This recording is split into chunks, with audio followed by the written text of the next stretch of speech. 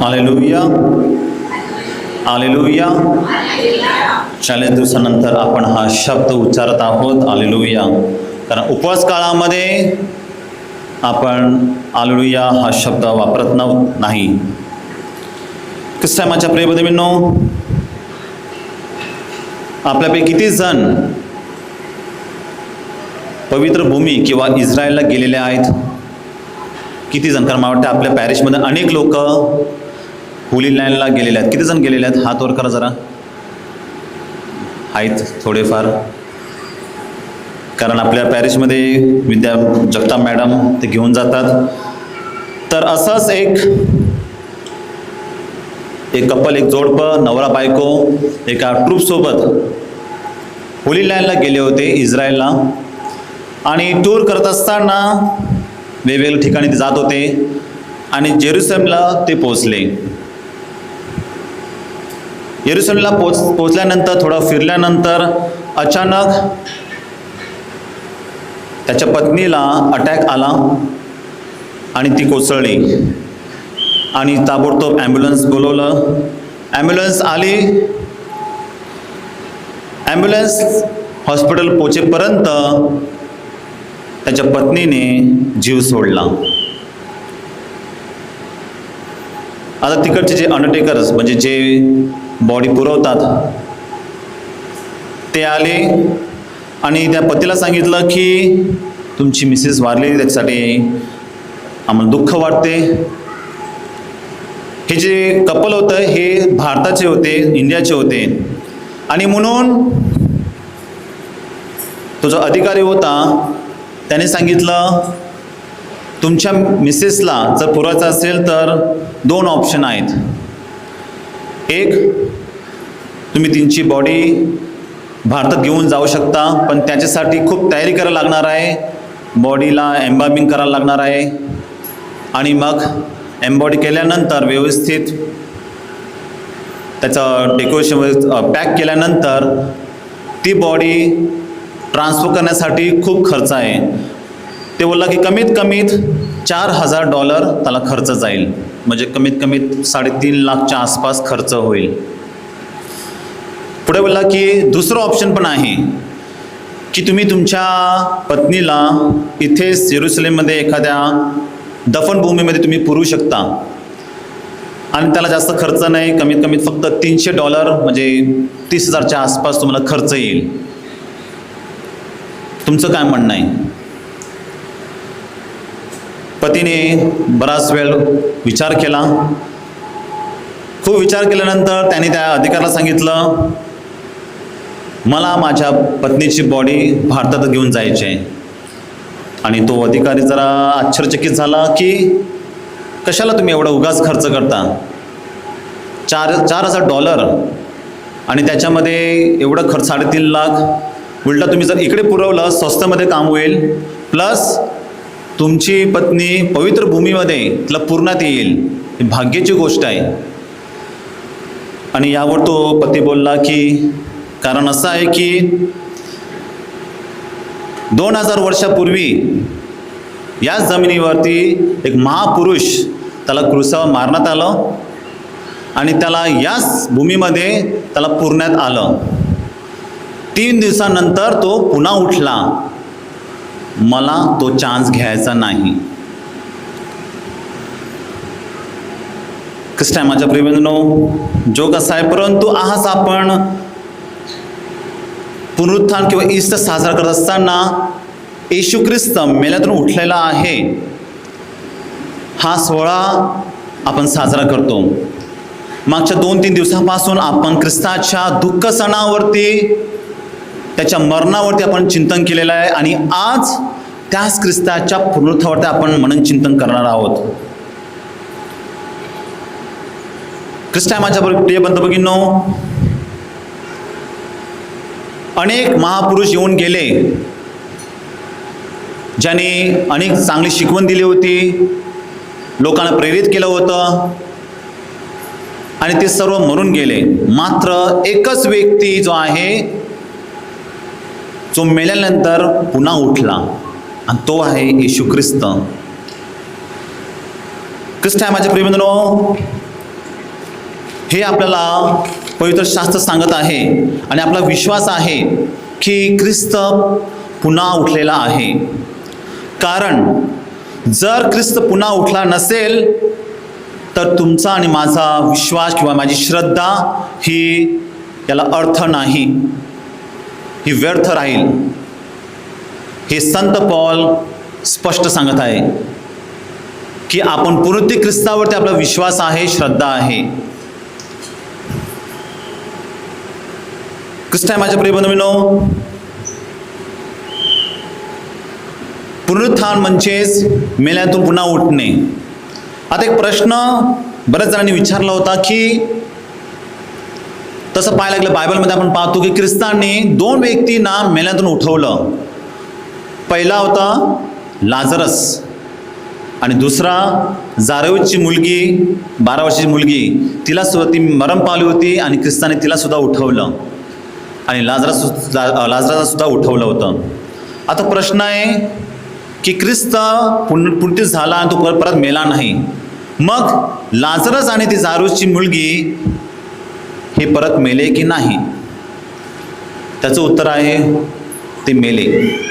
कारण इंग्लिशमध्ये शब्द आहे रेझरेक्शन आणि रेसिसिटेट म्हणजे की जसं आपण एखाद्या व्यक्तीचा श्वास बंद झाला असेल त्याला आपण शॉक देऊन त्याला त्याचा श्वास पुन्हा आणतो आणि ते जिवंत होतात.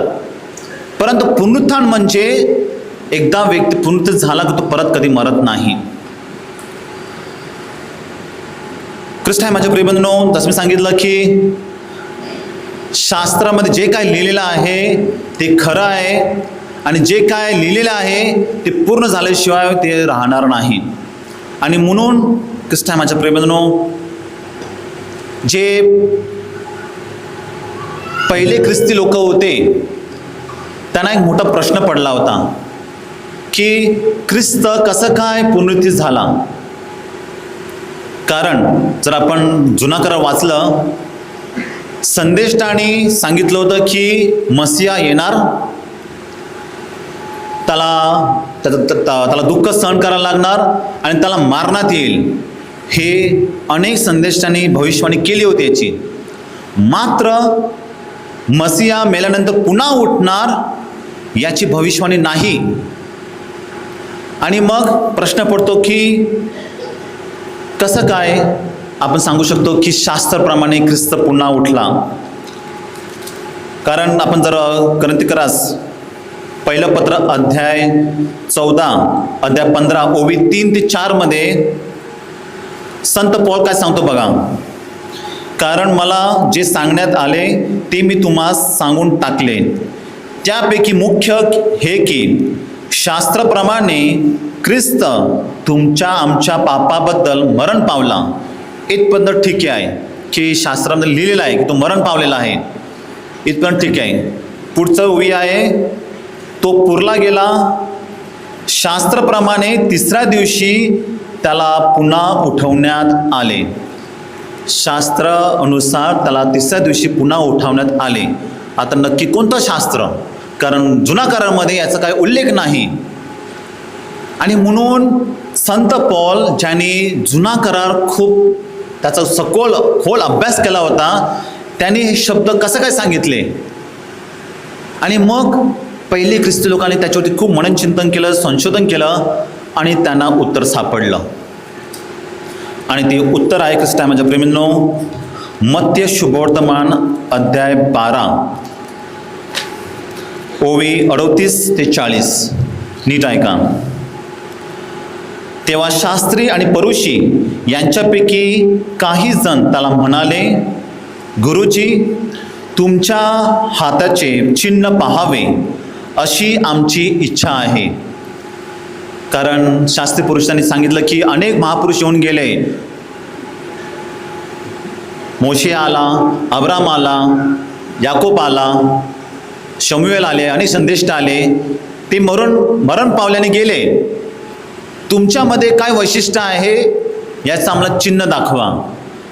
आणि हे चिन्ह मागत होते. म्हणून ख्रिस्ताला खूप राग आला आणि पुढे ख्रिस्त काय सांगतो, त्याने त्याला उत्तर दिले, दुष्ट आणि व्यभिचारी पिढी चिन्ह मागते, परंतु योना संदेष्टा याच्या चिन्हा वाचून तिला दुसरे चिन्ह मिळणार नाही. कारण जसा योना 3 दिवस व 3 रात्री मोठ्या माशाच्या पोटात होता, तसा मनुष्याचा पुत्र 3 दिवस व 3 रात्री पृथ्वीच्या पोटात राहील. 3 दिवस माशाच्या पोटात. ख्रिस्ताच्या प्रेमाने जर आपण कल्पना सुद्धा केली की शक्य आहे का एका माणसाला माशाच्या पोटात राहणे? जास्त जास्त 1 दिवस बिना पाणी बिना जेवण, जास्त जास्त 1 दिवस राहू शकतो. मग 3 दिवस कसं काय राहू शकतो? आणि ख्रिस्ताच्या प्रेमाने याचं उत्तर पाहण्यासाठी आपल्याला जुना करारामध्ये जायला लागणार.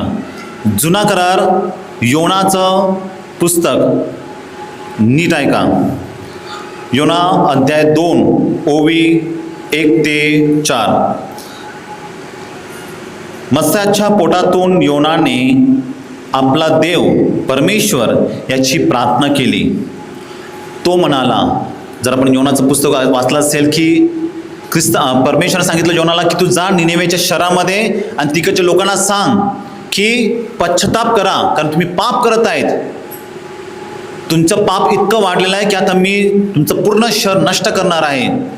आणि म्हणून योनालाच पाठवलं की जा आणि निनेवेच्या लोकांना सांग की पश्चाताप करा, तुमच्या पापापासून वळा.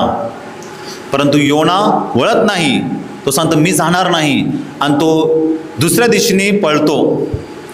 तेव्हा त्या ज्या जहाजामध्ये बोटीमध्ये तो बसला असतो तिथे वादळ येतो, आणि ते पुढचं आपल्याला माहीत आहे की वादळ आल्यानंतर सर्व लोक सांगतात की कोणामुळे झालेलं वादळ, आणि योना सांगतो माझ्यामुळे, तुम्ही मला पाण्यात टाका. आणि तो पाण्यात जातो आणि मोठा मासा त्याला गिळतो. ही आहे बॅकग्राऊंड. आता जेव्हा तो माशाच्या पोटात होता, जसं मी सांगितलं की 1 दिवस राहू शकतो, त्याच्या पलीकडे नाही. आणि म्हणून 3 दिवस तो कसं काय राहिला? पुढे वचन ऐका. योना म्हणतो, मी आपल्या संकटावस्थे परमेश्वराचा धावा केला, तेव्हा त्याने माझे ऐकले. अधोलोकाच्या उदरातून मी आरोळी केली. अधोलोकाच्या उदरातून, माशाच्या उदरातून नाही, माशाच्या उदरातून नाही, अधोलोकाच्या उदरातून. म्हणजेच काय की योना मरण पावला होता, माशाच्या पोटामध्ये तो मरण पावला होता आणि तो अधोलोकात गेला होता. आणि अधोलोकात असताना त्यांनी विनवणी केली, प्रार्थना केली देवाकडे. तेव्हा तो माझा शब्द ऐकला. तू मला होडात समुद्राच्या पोटात टाकले, प्रवाहाने मला व्यापले. तुझ्या सर्व लाटा व कलोक मजवरून गेले. मी म्हणालो, तुझ्या दृष्टीवेगळे मला फेकून दिले आहे, तरी तुझा पवित्र मंदिराकडे मी पुन्हा डोळे लावीन. ख्रिस्ता माझ्यापर्यंत योना अधोलोकात गेला होता, म्हणजे तो मरण पावला होता. आणि 3 दिवसानंतर परमेश्वराने त्याला पुन्हा जीवन दिलं आणि त्या माशाने त्याला समुद्रकिनारे त्याला फेकून दिलं. आणि हेच आहे ख्रिस्ताचा उल्लेख की जेव्हा त्याने सांगितलं की तुम्हाला कोणतं चिन्ह दिलं जाणार नाही, फक्त योनाचं चिन्ह, की देवा जसा योना माशाच्या पोटात, म्हणजे तो मरण पावला होता आणि 3 दिवसानंतर तो पुन्हा जिवंत झाला, त्याच प्रकारे देवाचा पुत्र सुद्धा हा मरण पावणार, पृथ्वीच्या पोटात तो जाणार आणि 3 दिवसानंतर तो पुन्हा उठेल. ख्रिस्ता माझ्या प्रेमीनो, शास्त्रलेख खरं आहे आणि जिवंत आहे.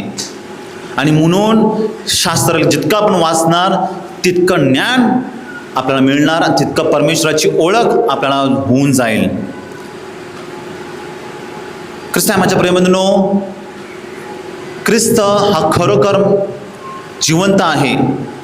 आणि अनेक लोकांनी वर्षापासून अनेक लोकांनी त्याचा विरोध केला की नाही, की ख्रिस्त मेल्यातून उठला नाही, कुठे पुरावा आहे वगैरे, खूप सारे त्यांनी प्रयत्न केले.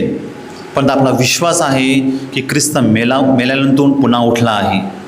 आणि ख्रिस्त माझ्या प्रेमीनो, मरण हे निश्चित आहे, परंतु आपली ख्रिस्ती श्रद्धा आपल्याला सांगते की मेल्यानंतर आपण जिवंत होणार.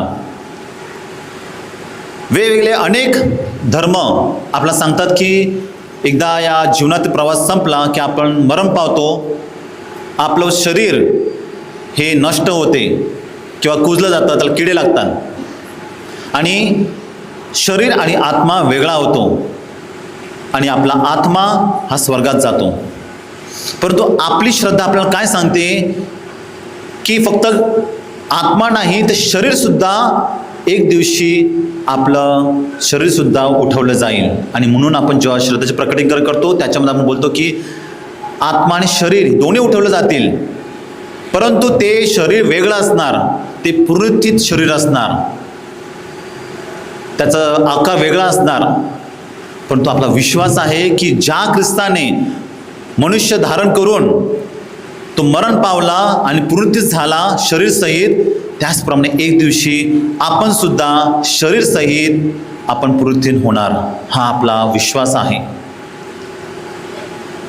ख्रिस्त आहे माझे प्रियमित्रांनो, इष्ट खरोखर साजरा करत असेल तर मरणे गरजेचं आहे. कारण जी व्यक्ती जीवनामध्ये मरण अनुभवते तीच व्यक्ती पुनरुत्थानाचा अनुभव घेऊ शकते. आता मरण म्हणजे केवळ फक्त शरीर नाही, तर बऱ्याच वेळेला आपण मनाने सुद्धा मरण पावतो. ज्या वेळेस आपण पाप करतो, ज्या वेळेस आपल्या मनात राग असतो, ज्या वेळेस आपल्या मनात हेवा मत्सर असते, जेव्हा आपण निराश होतो, दुःखी होतो, त्या वेळेस आपण मरण पावतो. आणि म्हणून कदाचित या क्षणीसुद्धा आपल्या जीवनामध्ये काहीतरी दुःख असेल, अडीअडचण असतील, कुठेतरी संकट असेल, प्रॉब्लेम असेल, स्ट्रेस असेल, पुढचं काय होणार आहे माहीत नाही, पुढचा मार्ग दिसत नाही, आणि म्हणून अशा प्रकारे आपण मरत असतो. आणि सैतानाला तेच हवं आहे की आपण एकदा मेलो की पुन्हा उठले नाही पाहिजे. आणि म्हणून ख्रिस्त आहे माझे प्रियमित्रांनो, आज आपण पाहतो की आजच्या आधुनिक जगामध्ये अनेक लोक आत्महत्या करून बसतात. त्याचं एकमेव कारण सैतानाने त्यांनी बुरळ घातलेली आहे की तुमचं काय तर खरं नाही, तुम्ही या पापामध्ये मरणार आहेत, या दुःखामध्ये, या संकटात तुम्ही मरणार आहे आणि तुमचं काय भविष्य नाही. आणि म्हणून एकच पर्याय, आत्महत्या करून टाका. परंतु ख्रिस्त आपला सांगतो नाही, जरी तुम्ही मरण पावले तुमच्या दुःखामध्ये, तर मी आहे तुम्हाला वर उचलण्यासाठी, तुम्हाला जीवन देण्यासाठी. पुनरुत्थित ख्रिस्त आपल्याला आशा देत असतो. आणि म्हणून ख्रिस्त माझ्या प्रेमींनो, हा ईस्टर खरोखर जर अर्थपूर्वक साजरा करायचा असेल तर ज्या उद्देशाने किंवा ज्या गोष्टीने आपण घेऊन आलो होतो, कदाचित आपण दुःख घेऊन आलो असेल, कदाचित आपले पाप घेऊन आलो असेल, कदाचित आपलं स्ट्रेस, आपल्या वेदना घेऊन आला असेल आपण, आणि म्हणून त्या सर्व गोष्टी आपण ख्रिस्ताला समर्पण केले पाहिजे. कारण ख्रिस्त आपल्याला जीवन देणार आहे, आपल्याला आशा देणार आहे. आणि म्हणून ख्रिस्त माझ्या प्रेमींनो, जर आपण या ख्रिस्त ईस्टर साजरा केल्यानंतर जर आपल्या मनामध्ये परिवर्तन झालं नसेल तर आपला ईस्टर अर्थपूर्वक ठरणार नाही. आणि मग ख्रिस्त माझ्या प्रेमींनो, थोडे शांत राहूया. आणि तो ख्रिस्त तो खरोखर मेल्यातून उठलेला आहे, त्याच्यावर आपली श्रद्धा आहे. आणि म्हणून कितीही संकटामध्ये आपण जात असले तरी तो आपला तारण करणार आहे. हा विश्वास आपल्या प्रत्येकाने बाळगूया. आणि म्हणून त्यासाठी या मिसांबले विशेष प्रार्थना करूया. आमेन.